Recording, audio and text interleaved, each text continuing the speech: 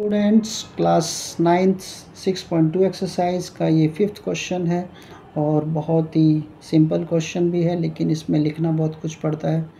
तो इसको देखिए क्या दे रखा है इसमें कि पी क्यू और आर क्यू दो एक मिरर लगा रखे हैं अपोजिट साइड्स में। ये मिरर्स हैं। तो जब पता है कि जब मिरर्स में कोई लाइट मारी जाती है तो वो रिफ्लेक्ट होती है।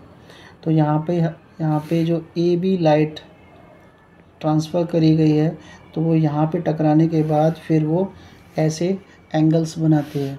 तो ये हमने लिख दिया है कि ये दो मिरर जो हैं वो पैरेलल लगाए गए हैं और ए बी लाइन जो है वो स्टिक करती है पी के ऊपर, फिर वो लाइन बी सी बन जाती है, बी सी स्टिक करती है क्यू आर आर एस पर। तो हमें प्रूफ करना है कि ये जो ए बी जो है वो इसके पैरेलल है। ठीक है, तो हम क्या करेंगे, एक कंस्ट्रक्शन सा करेंगे। सॉल्यूशन स्टार्ट करते हैं कि हम ड्रॉ करेंगे टू लाइन बी ई जो है हमने इस पे परपेंडिकुलर डाल दिया है। ठीक है, और सी एफ हमने इस पे परपेंडिकुलर डाल दिया है। तो ये हमने परपेंडिकुलर डाल दिया है। तो हमारा क्या है कि जब ये लाइन इसके पैरेलल है और बी ई और सी एफ इसके पैरेलल हो जाएगी, तो हमें जैसे पता है वी नो दैट कि angle of incident equal to angle of reflection. तो जो इंसिडेंट एंगल्स होते हैं वो एंगल ऑफ रिफ्लेक्शन के बराबर होते हैं। इंसिडेंट एंगल मैं बता देता हूँ, साइंस का कॉन्सेप्ट है ये। यहाँ से जब लाइट डाली गई है तो लाइट जो है क्या करती है, जब टकराती है और दो प्लेन मिरर अपोजिट डायरेक्शन में लगे हुए हैं तो ये एंगल इसके बराबर होगा। तो हम यहाँ पे ये लॉ को लगा रहे हैं, by the law of reflection लिख सकते हैं। अब यहाँ पे हमें समझना है कि जब ये नॉर्मल लाइन होती है, नॉर्मल लाइन क्या करती है, रिफ्लेक्शन के लॉ में दो एंगल को इक्वल कर देती है। तो एंगल 1 और 2 इक्वल हो जाएगा। इसी तरह ये भी नॉर्मल लाइन है सी एफ, तो ये दोनों एंगलों को इक्वल कर देगी। तो अब हमें पता चल गया है कि ये 1 और 2 इक्वल है, 3 और 4 इक्वल है।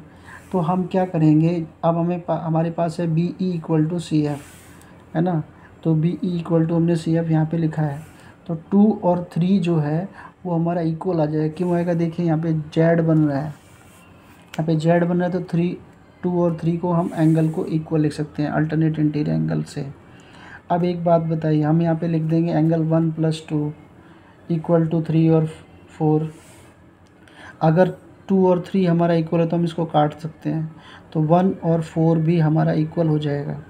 अब इसको 2 और 3 को जो हमने इक्वल प्रूफ किया है और 1 और 4 को इक्वल किया, इन दोनों को इक्वेशन में कन्वर्ट करते हैं, इक्वेशन 1 और 2 इनको ऐड करना है बस। एंगल 1 + 2 एंगल 3 + 4 ऐसे ऐड कर दिया। तो 1 और 2 का एंगल हमारा फिगर में देखिए, फिगर में देखेंगे तो 1 और 2 को हमारा ए बी सी बनेगा और यहाँ पर 3 और 4 का जो एंगल है वो डी सी बी बन जाएगा। अब ये फिगर में क्या बन रहे हैं, अल्टरनेट एंगल बन रहे हैं। देखिए जेड बना रहे हैं भाई, तो ये जेड बना रहे हैं तो दोनों एंगल क्या हो जाएंगे, इक्वल हो जाएंगे। अब जब एंगल इक्वल हैं तो जब हमारा लॉ बनता है, अगर अल्टरनेट एंगल इक्वल होते हैं तो लाइन पैरेलल हो जाती है, लाइन पैरेलल होती है तो अल्टरनेट एंगल इक्वल है। तो हम यहाँ पे क्या लिखेंगे, by their alternate angle so A B parallel to C D. ठीक है, तो इसको हम ध्यान से समझ सकते हैं कि ये किस तरह सॉल्व हो जाएगा। Thank you.